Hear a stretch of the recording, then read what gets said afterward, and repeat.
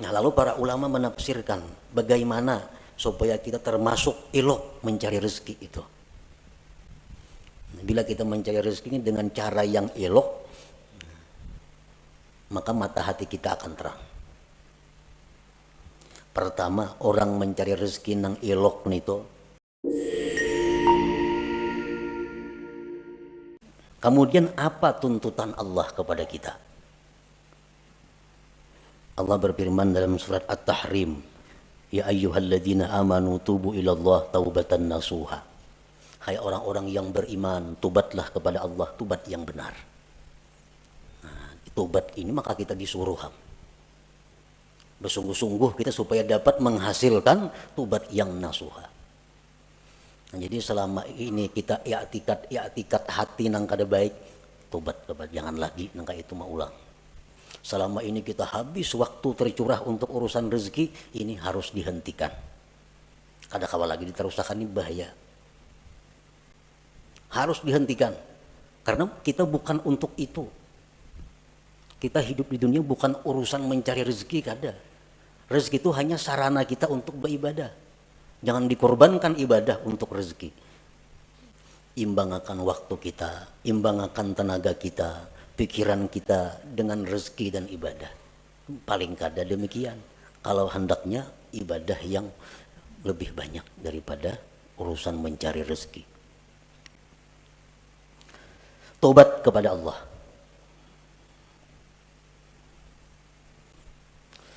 Kemudian Allah berfirman lagi, ya ayyuhalladzina amanu taqullah wal tanzur nafsum ma qaddamat lighad. Hai orang-orang yang beriman, takwalah kepada Allah. Nah, takwa kepada Allah tuntutan. Tuntutan. Sebagai risiko kita menerima jaminan Allah. Orang dijamin itu ada tuntutannya. Takwalah kepada Allah. Wal tanzur nafsum ma qaddamat lighad, dan hendaklah kalian itu berpikir bakal apa yang sudah kalian kirim ke akhirat. Pikirakan bang, bakal apa yang kita kirim sudah ke akhirat nih, investasi akhirat kita apa? Apa yang sudah kita simpan di akhirat? Wal tanzur, ini perintah lam amar. Hendaklah engkau memikirkan, hendaklah memikirkan itu diri apa sudah yang dia dahulukan untuk esok. Artinya apa nang inya kirim untuk akhirat. Ini perintah Allah, hendaklah engkau memikirkan apa juga sudah nang disorong nih. Berapa ribu kah zikir sudah nang dibaca? Sesuaikah lawan umur lawan waktu sekarang ini? Nah, itu perintah. Itu nang mesti dihimati, nang disungguhi. Karena ini nang disuruh. Dan lagi firman Allah, annama ilahukum ilahun wahid fastaqimu ilaihi wastaghfiruh. Tuhan kamu hanya satu Allah, istiqamahlah kamu. Nah, ini 3 macam inti daripada amal syariat. Pertama tobat, seperti yang dahulu kita baca. Pertama tobat, yang kedua takwa, yang ketiga istiqamah. Terus menerus dalam takwa. Nah, 3 ini yang mestinya dahulu dihimati kita. Al-Imam Ahmad bin Muhammad Al-Hasani berkata, apabila Allah menghendaki kehinaan seseorang, apabila Allah menghendaki kehancuran seseorang, artinya bakal jadi orang neraka nih, itu pahamannya. Bila Allah menghendaki orang ini pacangkan neraka matinya, Allah sibukkan dia pada zahir dengan berkhidmat kepada dunia, dan Allah sibukkan hatinya dengan mencintai dunia. Ini alamat orang yang dikehendaki Allah penghuni neraka.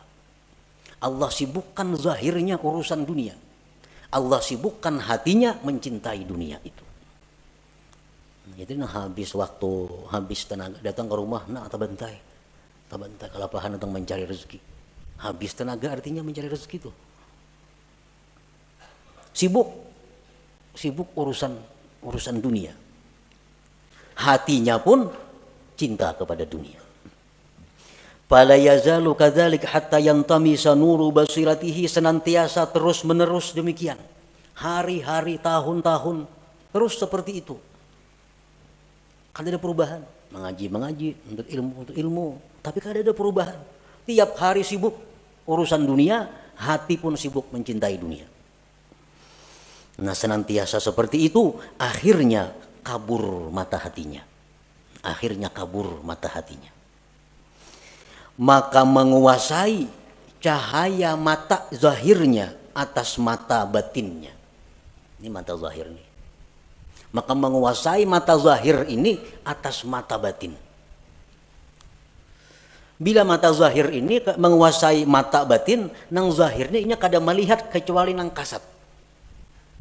Ini mata ini, mata zahir nih, dilihatnya nang kasat mata.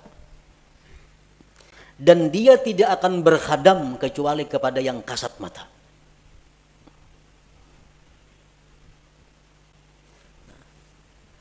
Mata hati pun dikuasai oleh mata zahir tadi.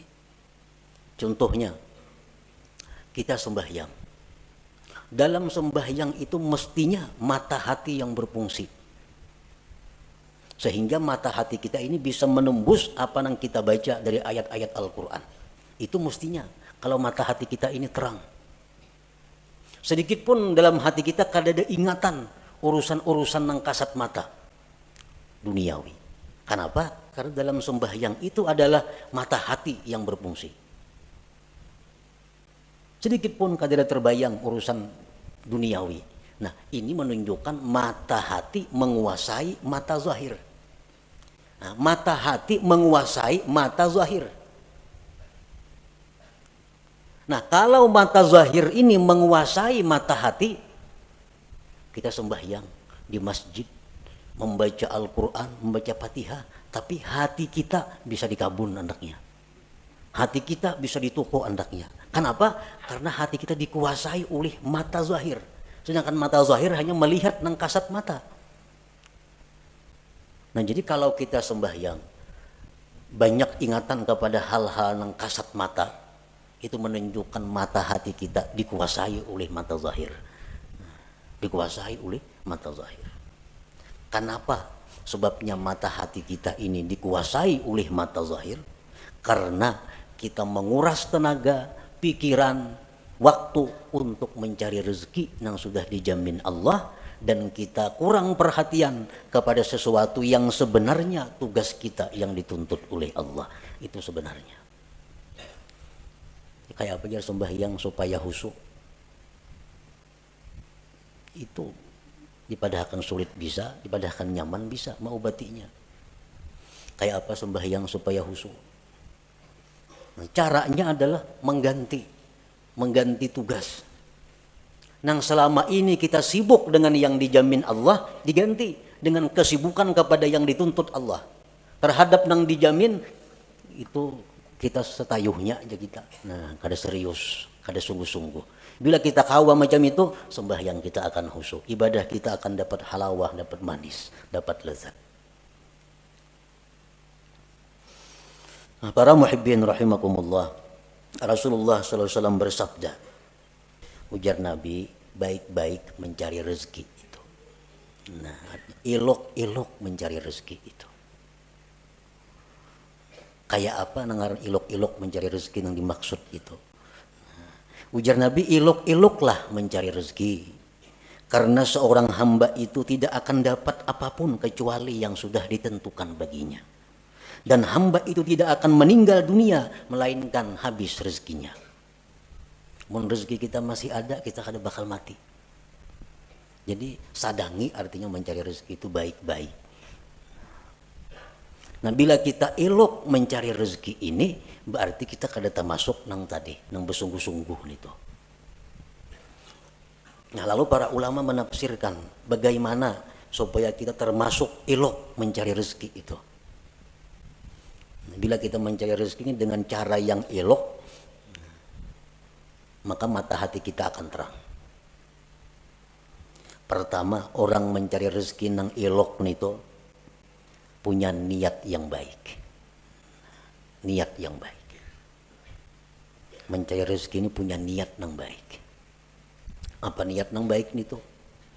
Niat yang baik itu macam memberi makan keluarga supaya jangan minta-minta. Karena mun aku nih hari ini nak ada mencari rezeki ini bisa minta-minta kena keluargaku. Jadi mencari rezeki itu tujuannya niatnya satu, niat nang baik. Macam-macam niat nang baik itu banyak, antara lain itu. Yang kedua, mencari rezeki itu disertai i'tikad yang benar. I'tikad yang benar macam apa? Rezeki itu dari Allah. Sedangkan usaha ini hanya sebabnya aja. Dan sebab kada memberi bekas apa-apa. Sebab ini hanya adalah sarana untuk menimbulkan pahala atau siksa. Bila baik mencari rezeki dapat pahala, bila kada baik bisa dapat dosa. Perkara menambah mengurang rezeki kada ada urusan, itu urusan Allah. Nah, i'tikad nang baik. Yang ketiga, la yulhihi an dzikrillah. Mencari rezeki itu kada melalaikan dia daripada zikrillah. Daripada sembahyang berjamaah, daripada sembahyang Jumat, daripada menuntut ilmu, daripada mengilangi orang garing, daripada mengantar jenazah, daripada silaturahmi, kadang menghalangi itu. Ini yang mencari rezeki tadi. Orang mencari rezeki, katinggal sembahyang berjamaah, itu kada ilok ngarannya. Itu bersungguh-sungguh ngarannya. Orang menuntut ilmu, akhirnya kada mengaji. Orang mencari rezeki itu, akhirnya tinggal pengajiannya, tinggal pelajarannya, itu ngarannya kada ilok itu.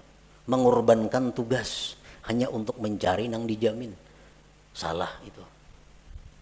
Jadi kalau hendak mencari rezeki itu cari celah-celah waktu nang kebaikan-kebaikan, jangan terlingahkan, jangan tertinggal.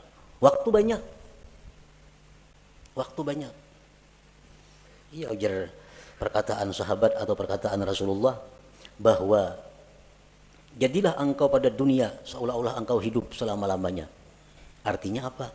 Urusan dunia itu anggaplah engkau hidup selamanya. Artinya apa? Banyak waktu urusan dunia. Kaina kawaja panjang. Tapi kalau urusan akhirat seolah-olah engkau isuk mati, jangan ditunda-tunda lagi artinya. Nah, ini yang bujur itu.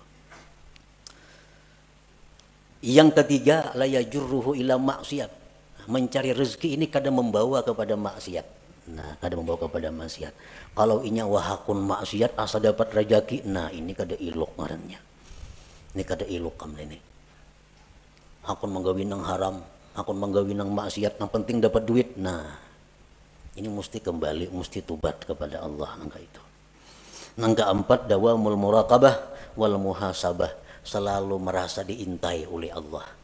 Dalam mencari rezeki itu Tuhan selalu mengawasi, jangan macam-macam, jangan hendak menipu orang, jangan membungli orang, jangan hendak melarangi orang yang luar biasa larangnya. Allah melihat, Allah mendengar, nah selalu murakabah.